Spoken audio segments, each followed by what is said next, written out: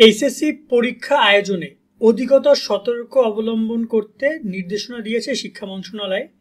এই প্রসঙ্গে কথা বলবো। পরীক্ষা নিয়ে অনেক কিছু হচ্ছে পিছনে, তোমরা অনেকে জানো না, নোটিসও করছো না, বাট আমরা অনেকটাই এ ব্যাপারটি নিয়ে, বিশেষ করে আমি যখন অ্যানালাইসিস করলাম, আমার কাছে বেশ অন্যরকম মনে হচ্ছে। তোমাদের যথেষ্ট সচেতন হওয়া উচিত। অধিকতর সতর্কতা বলতে তারা এখানে কি কি পয়েন্ট বলেছে সেটা তোমাদের জানাবো। অলরেডি পরীক্ষা শুরুর আগে একটা প্রশ্ন ফাঁসের মতো ইনসিডেন্ট ঘটে গেছে। পরীক্ষার মধ্যে অনেক কিছু হচ্ছে। আমরা যদি গত ইংরেজি দ্বিতীয় পত্র পরীক্ষাটা দেখি, যেখানে দেখতে পাচ্ছি প্রায় 73 জন শিক্ষার্থী সাধারণ বোর্ডে, এবং এখানে প্রায় 20 জন 93 জন শিক্ষার্থীকে বহিষ্কার করেছে। একজন দুজন, এটা অস্বাভাবিকভাবে বৃদ্ধি পাচ্ছে। ইংরেজি প্রথম পত্র পরীক্ষায় 39 আর হচ্ছে তোমার 15-8, এখানেও প্রায় 60 জনের বেশি শিক্ষার্থীকে বহিষ্কার করা হয়েছে। আমরা যদি আবার দেখি তোমার বাংলা দ্বিতীয় পত্রে, এখানেও প্রায় যদি বলি 40 জনের 40-45 জন শিক্ষার্থীকে বহিষ্কার করেছে। বাংলা প্রথম পত্র বহিষ্কারের সংখ্যাটা আরো বেশি। এত শিক্ষার্থীকে বহিষ্কার করছে, তার কারণ হচ্ছে শিক্ষার্থীরা অসদুপায় অবলম্বন করছে, নাকি তারা বেশি করে কারাগার দিচ্ছে, নাকি অধিক সতর্কতার কারণে দেখা যায় এই অবস্থা হচ্ছে। সর্বোপরি আমি কয়েকজন শিক্ষার্থীর সাথে কথা বলেছিলাম, যারা কিনা হলে তাদের পরীক্ষা কেন্দ্রে বিভিন্ন শিক্ষার্থীদেরকে বহিষ্কার করা হয়েছে। তোমরাও চাইলে কমেন্টে জানাতে পারো। সেক্ষেত্রে চাইলে শিক্ষা বোর্ড বা চাইলে দায়িত্বরত কর্মকর্তারা, পরীক্ষা কেন্দ্রের সচিব এই বিষয়টাকে শাস্তি বহিষ্কার না দিয়ে অন্যভাবেও দিতে পারতো। বাট তারা বর্তমান সরকারকে এক প্রকার মনে হচ্ছে যে তারা যে নির্দেশনাগুলো দিয়েছে শিক্ষা বোর্ডের চেয়ারম্যানগণ যারা ছিলেন মিটিংয়ে, যে যথেষ্ট কঠিন করে দেখার জন্য পরীক্ষা কেন্দ্রে কোনো ধরনের অতিরিক্ত সুযোগ সুবিধার জন্য না দেওয়া হয়, সে বিষয়ে তারা পরীক্ষা কেন্দ্রে আমরা এখন দেখতে পাচ্ছি। আর অধিকতর সতর্কতা তারা কোন পয়েন্টে করেছে, আমরা যদি একটু নিউজটা দেখতে পাই, যে 25 জুন চলতি বছর এসএসসি সমাপন পরীক্ষা শুরু হয়েছে। এবার 9টা শিক্ষা বোর্ডের অধীনে মাধ্যমিক শিক্ষা বোর্ড, কারিগরি শিক্ষা বোর্ড, নিয়মিত মিলে 12,51,000 শিক্ষার্থী পরীক্ষা অংশগ্রহণ করেছে।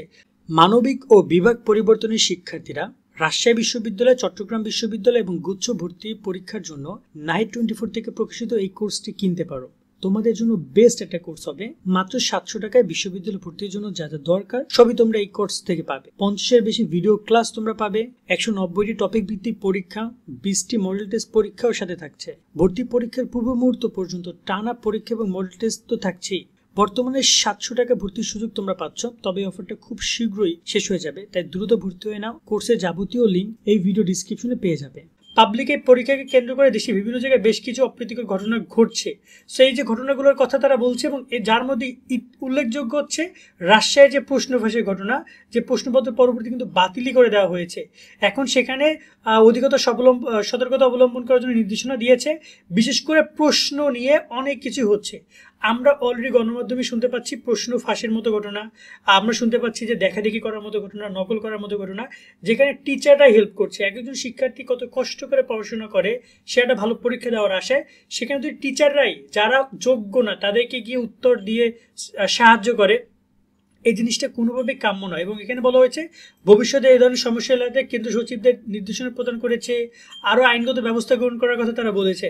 এখন এখানে আরেকটা ব্যাপার আমি একটু বলতে চাই, যে বর্তমানে যে তারা পরীক্ষাটা নিচ্ছে, সামনে খাতা দেখা শুরু হচ্ছে, খাতা দেখার ক্ষেত্রেও বেশ অনিয়মের গন্ধ আমরা পাচ্ছি।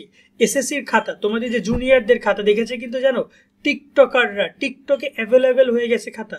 সো তোমাদের খাতা টিকটকাররা দেখবে কিনা এই প্রশ্নটাও আমি রাখছি। উচিত হবে এ বিষয় নিয়ে শিক্ষা মন্ত্রণালয়ের এখনই ভূমিকা পালন করা, কারণ একটা ঘটনা ঘটার পরে ভূমিকা দরকার নেই।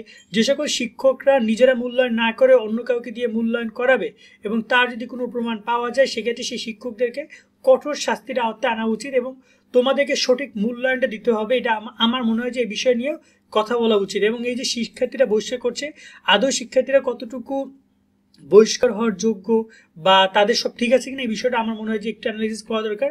কারণ অস্বাভাবিক হারে বহিষ্কার হচ্ছে। গতকালকে 73 জন বহিষ্কার হয়েছে, টোটাল 93 জন শিক্ষার্থী বহিষ্কার হয়েছে। সামনে আইসিটি পরীক্ষা আরও সংখ্যাটা বাড়তে পারে, এবং আরও অন্যান্য পরীক্ষাগুলো, গ্রুপ সাবজেক্টের পরীক্ষা বাড়তে পারে। কিন্তু এক্ষেত্রে তোমাদেরকে বলবো যে একটু সচেতন থাইকো। আবার এটা তো শুধু বহিষ্কার, কিন্তু পরীক্ষাটা অনেকের খাতা টেনে নিয়ে যাচ্ছে, আধা ঘন্টা 1 ঘন্টা পর দিচ্ছে। আধা ঘন্টা পর স্টুডেন্টের খাতা দিলে প্রায় 20 মার্ক শিক্ষার্থী লেখার সময় নষ্ট করেছে। তার মানসিক কি ট্রমা যাচ্ছে সামান্য দেখাদেখির জন্য। আমার মনে হয় যে শাস্তিমূলক ব্যবস্থার ক্ষেত্রে আরও অন্যরকম দৃষ্টান্ত উপস্থাপন করতে পারে পরীক্ষা কেন্দ্রগুলো। তো এটা হচ্ছে আপাতত এই তথ্যগুলো তোমাদেরকে জানাচ্ছি। আজকের মতো এখানে বিদায় নিচ্ছি। তোমাদের মতামত অবশ্যই কমেন্টে জানাবে। সকলে ভালো থাকবে। আল্লাহ হাফেজ।